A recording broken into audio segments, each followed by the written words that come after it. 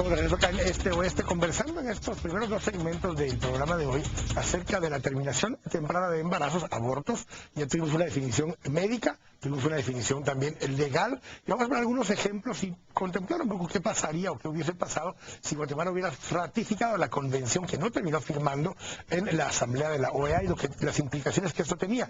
Nos acompaña Priscila Guerra, quien es abogada, asesora de personas y familias y asociaciones civiles en temas de derecho de familia, y Romeo Méndez, quien es ginecólogo, consultor en salud sexual y reproductiva.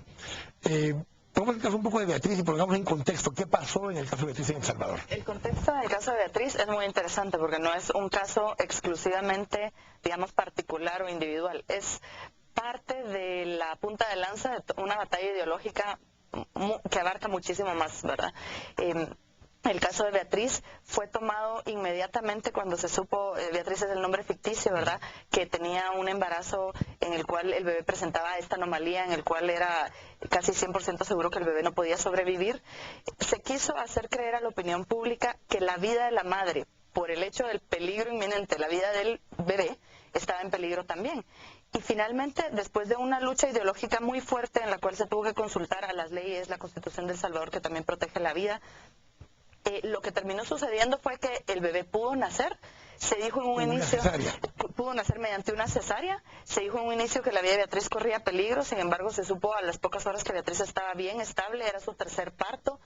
Y la naturaleza funciona perfectamente bien. Cuando el bebé va a morir, la naturaleza misma hace que esto suceda. El bebé murió a las horas de haber nacido, no hubo la necesidad de convertir a la madre en victimaria del hijo, que de todas maneras iba a morir, y dejarla a ella para siempre, digamos, con ese trauma psicológico, ¿verdad? Que eso no se lo quita ningún procedimiento quirúrgico. Entonces, verdaderamente ahí es donde vemos, digamos, que hay agendas ideológicas que tratan de utilizar estos casos como para ir introduciendo en nuestros países, como pasó en el caso de la conferencia que acaba de suceder, introduciendo como a cuentagotas un poco esta mentalidad pro aborto, ¿verdad? Que ya no es una mentalidad pro mujer, sino es una mentalidad pro aborto. Yo sí quisiera agregar algo, porque no es exclusivamente en este caso la indicación de la interrupción del embarazo, la condición fetal. Ella tenía una enfermedad asociada al embarazo, un lupus eritematoso, que potencialmente sí podía provocarle la muerte, una descompensación que podía tener y que eso ponía en peligro su vida. Entonces, ¿qué intervención médica hubiese ocurrido en vez de la cesárea? Una inducción del parto, o sea, un parto normal. Pero aquí viene otro aspecto médico del cual nadie o muy pocas personas lo han hablado. El producto tenía anencefalia. La anencefalia está asociada con otra patología del embarazo que se llama polihidramnios. El polihidramnios es un volumen aumentado de líquido amniótico desmedido que provoca una sobredistensión del útero. Este polihidramnios le pudo, ante un parto normal, a término, le pudo haber provocado a la madre una atonía uterina. Consecuentemente a la atonía uterina, una hemorragia posparto, y esa hemorragia pudo haberle provocado la muerte también. Adicionalmente hay otro factor, y es el hecho de que la anencefalia puede asociarse a embarazos prolongados. Entonces, a sabiendas la madre de que lleva en su vientre un producto sin cerebro que no sé, es decir, va a nacer en malas condiciones, y llevarla a veces a embarazos, llevarlas a embarazos hasta de más de 9 meses, 10 meses, o sea, eso se convierte o se puede convertir en una alteración al estado de la salud mental de esta madre. ¿Cuántas semanas se dio la terminación de este embarazo? Bueno, creo que fue alrededor de las 28 semanas, más o menos. Casi un término completo del embarazo. No, porque el embarazo llega a las 40 semanas. No, de acuerdo, pero no completo, perdón. Un término en el que ya, de alguna forma, es viable. Vecinos, son 6 meses y medio. Sí, podría ser viable el producto, ¿verdad? Pues hay que agradecerle realmente al doctor que nos da todas esas precisiones, y de hecho todos estos riesgos y potencialidades que hubo en el embarazo de Beatriz ponen más todavía de manifiesto cómo es que todos son teorías, ¿verdad? Es decir, todos son supuestos que pudieron haber pasado. Pero de hecho Beatriz, a pesar de todo esto y a pesar de haber tenido una cesárea, o sea, que no se le indujo ningún parto prematuro, no fue un aborto, Beatriz sobrevivió. O sea, aquí lo que vemos es que si vamos a hacer contestes con la protección a la vida, tenemos que hacer contestes de tajo. Es decir, no se le puede obligar a la mujer o llevarla psicológicamente presionada por la situación que está viviendo, a hacerle creer que su vida solo se va a salvar si ella incurre en un aborto, pues, porque como decíamos, todas son supuestos. Hay muchas personas que mueren en un parto completamente normal, sin ninguna complicación. O sin conocimiento de una condición preexistente que pudieran haber tenido. Hay muchas también mujeres sanas que tienen un hijo, su primer hijo a los 25 años, y en el parto algo pasa y se mueren. Y entonces, si hubiéramos podido prever ese riesgo, siempre hay un riesgo de mortalidad de la madre por cualquier razón. Entonces no podríamos, digamos, legitimar ni en esas situaciones extremas el tomar la vida violentamente de la criatura, ¿verdad? Sí, yo sí quiero aclarar en este sentido de que obviamente Beatriz está bien, la condición está bien, porque no se llegó a tener todas las condiciones que podían haber puesto en mayor riesgo su vida. Es decir, se actuó en un momento, diríamos, oportuno para evitarle todas esas complicaciones.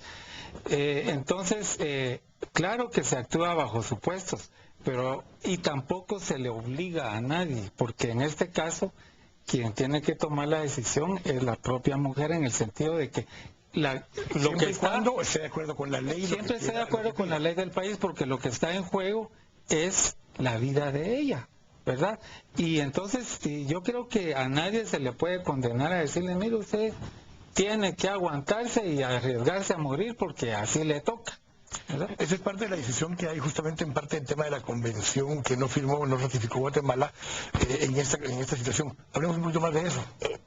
Se había introducido en la agenda de uno de los documentos que se pretendía que los estados firmaran, enmarcado en los supuestos de la Convención de Belém do Pará, que habla de los derechos de la mujer y habla de los derechos sexuales y reproductivos, y ahí el órgano de seguimiento de esa convención había adicionado un pequeño texto donde decía que incluso las mujeres tenían que tener acceso a la interrupción legal del embarazo. En cualquier momento.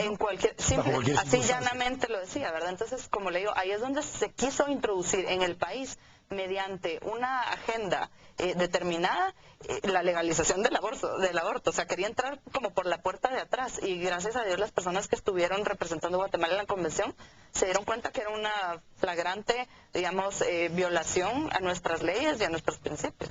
Ahora, las convenciones internacionales por lo regular no imponen a los países, es decir, se llega a un consenso y cada país puede hacer inclusive sus propias reservas.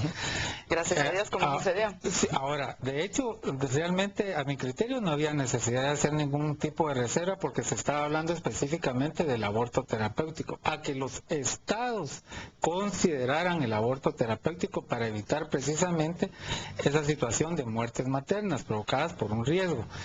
Y en este caso, el aborto terapéutico ya está contemplado en la legislación del país. El texto era amplio. Ya. El texto de la convención que yo tuve en mis manos decía la interrupción legal del embarazo. Guatemala está en esa categorización grado 1, en la que prácticamente, igual que El Salvador y la mayoría de países de América Latina, en esa categoría en la que o está absolutamente prohibido o se admite ante peligro inminente a la vida de la madre. Y de hecho tampoco las convenciones pueden obligar a los países a adoptar una decisión, en este caso, de una liberalización o despenalización del aborto. El hecho es que esto, pues al final Guatemala no firmó la convención, ni siquiera lo firmó con reserva. No la firmó en completo, y fue una declaración muy contundente, primero del presidente, previo a que incluso se discutiera todo esto, pero luego en la explicación que dio el canciller fue muy claro y contundente, textualmente citando la Constitución y hablando de que en el país se reconoce la vida desde la concepción. Fue muy tajante, satisfechos con esa posición que asumió el gobierno en esa situación. Pues fue una posición muy valiente, la verdad es que la sociedad civil lo agradece. Eso sí, pues no basta, ¿verdad? Porque digamos esta lucha es una lucha de ideas, en realidad es una lucha de fuerzas ideológicas que ahorita está empezando. O Sí, ahorita está empezando, pero hay toda una maquinaria en torno a esto que va a seguir tratando de que los países que no hemos aceptado el aborto en nuestra legislación lo lleguemos a adoptar eventualmente, ¿verdad? Entonces ahorita viene la firma en Nueva York, van a haber más convenciones de la OEA y la sociedad civil ante este hecho se despertó.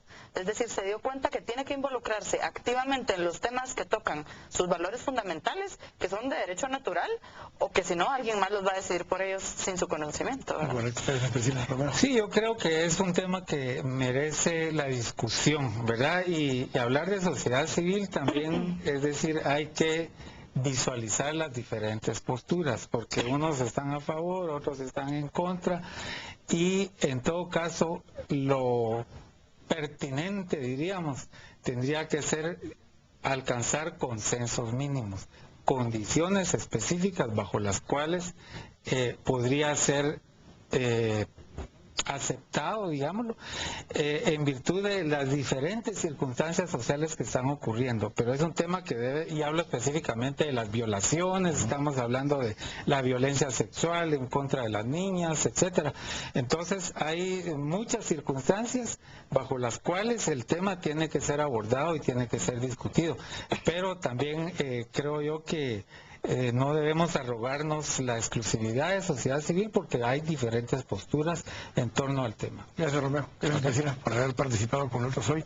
Creo que al corte, al volver, vamos a compartir acerca del otro tema, del tema que también se tocó en la Asamblea, y el tema de matrimonio entre personas del mismo sexo. Gracias, ambos. Vamos a ir al corte, estamos acá en Esto Oeste, volvemos en un minuto.